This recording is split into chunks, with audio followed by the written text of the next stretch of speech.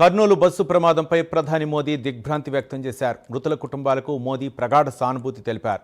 మృతుల కుటుంబాలకు 2 లక్షల ఎక్స్గ్రేషియా, క్షతగాత్రులకు 50,000 రూపాయల తక్షణ సాయం ప్రకటించారు మోదీ. ఇక ఈ ఘోర బస్సు ప్రమాదంపై రాహుల్ గాంధీ కూడా స్పందించారు. ఆ ఘటన తనను తీవ్రంగా దిగ్భ్రాంతికి గురిచేసిందన్నారు. గాయపడిన వారు త్వరగా కోలుకోవాలని ఆకాంక్షించారు.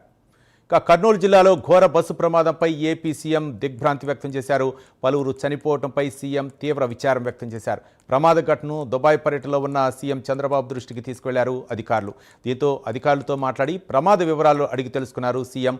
ఉన్నత స్థాయి యంత్రాంగం ఘటనా స్థలానికి వెళ్లి సహాయక చర్యల్లో పాల్గొనాలని చంద్రబాబు నాయుడు ఆదేశించారు. కర్నూలు జిల్లాలో జరిగిన ఘోర బస్సు ప్రమాదంపై AP deputy CM Pawan Kalyan దిగ్భ్రాంతి వ్యక్తం చేశారు. ఈ ఘటన తీవ్రంగా కలిచివేసిందన్నారు. క్షతగాత్రులు త్వరగా కోలుకోవాలని ఆకాంక్షించారు. భవిష్యత్తులో ఇలాంటి ప్రమాదాలు జరగకుండా చర్యలు చేపట్టాలని అధికారులను పవన్ ఆదేశించారు.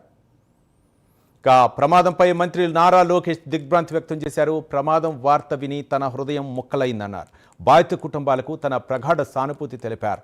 క్షతగాత్రులు త్వరగా కోలుకోవాలని ఆకాంక్షించారు నారా లోకేష్. బస్సు ప్రమాదంపై తెలంగాణ సీఎం రేవంత్ రెడ్డి దిగ్భ్రాంతి వ్యక్తం చేశారు. మృతుల కుటుంబాలకు సీఎం సంతాపం తెలిపారు. ప్రమాదంపై సీఎస్ డీజీపీతో మాట్లాడిన సీఎం తక్షణమే హెల్ప్ లైన్ ఏర్పాటు చేయాలని సూచించారు. ఆంధ్రప్రదేశ్ అధికారులతో మాట్లాడి అవసరమైన సహాయక చర్యలు తీసుకోవాలని రాష్ట్ర అధికారులను ఆదేశించారు. హైదరాబాద్ నుండి బెంగళూరు వెళ్తున్న ప్రైవేటు ట్రావెల్స్ బస్సు ప్రమాదానికి గురై 20 మందికి పైగా దుర్మరణం చెందడం తీవ్ర దిగ్భ్రాంతికి గురిచేసిందని మాజీ మంత్రి కేటీఆర్ అన్నారు. మృతుల ఆత్మకు శాంతి కలగాలని ప్రార్థిస్తున్నానన్నారు. వారి కుటుంబ సభ్యులకు తన ప్రగాఢ సంతాపం తెలిపారు కేటీఆర్. ఈ ప్రమాదంపై కేంద్ర మంత్రి కిషన్ రెడ్డి, తెలంగాణ జాగృతి అధ్యక్షురాలు కవిత కూడా స్పందించారు. బస్సు ప్రమాద ఘటన దిగ్భ్రాంతికి గురిచేసిందన్నారు. క్షతగాత్రులు త్వరగా కోలుకోవాలని కిషన్ రెడ్డి ఆకాంక్షించారు.